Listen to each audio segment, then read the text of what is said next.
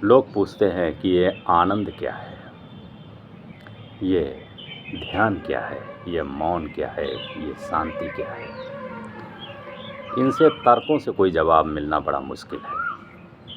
अगर आप वाकई में इसके जवाब चाहते हैं तो कभी आप छोटे बच्चे को देखें, उसकी किलकारियों को सुनें। वो जो तितलियों के पीछे भागता हुआ बच्चा है, उसे गौर से देखें। उन तितलियों के पीछे भागने से उसे क्या मिल रहा है, आप समझ नहीं पाएंगे। कितना ध्यान, कितना आनंद बरस रहा होगा उसके भीतर। वो जो कंकड़ पत्थर बीन लेता है, उन कंकड़ पत्थरों में उसे कितना आनंद मिलता है। इतना आनंद तो आपके पास, जब आपके पास करोड़ों अरबों रुपए हो जाएंगे, तब भी आपको नहीं मिलेगा। और मिलेगा क्या? धन से कुछ मिलता नहीं, तनाव ही आता है, चिंताएं ही आती हैं। उस बच्चे से पूछिए जो अपनी ही धुन में मस्त मगन है, ना उसे भविष्य की चिंता है और ना अतीत का कुछ पता है। वो तो बस अपने कंकड़ पत्थरों, गुड्डा गुड्डी और तितलियों के पीछे भागने में ही मस्त है। क्यों, कैसे होता है?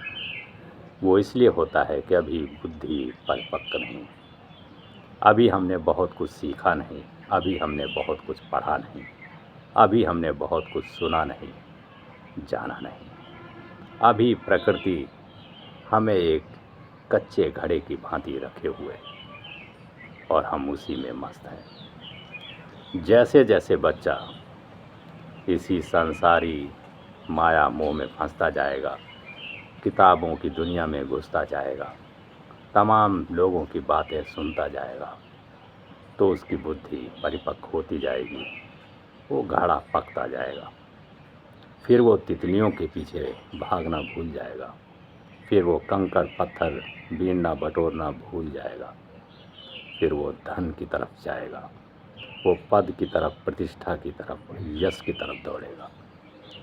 और जब भी प्रकृति से हटकर आप प्रकृति से दूर होते हैं और सांसारी मोह माया की तरफ जाते हैं, तो आपके भीतर भी तनाव, विषाद, दुख, चिंताएं आपको अपने घेरे में लेना शुरू करती हैं और फिर उससे छूटना मुश्किल ही नहीं, असंभव हो जाता है।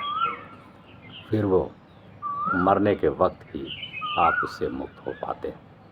तो जब तक हो सके आप अपने आप को प्रकृति से लगाए रखिए, अपने आप को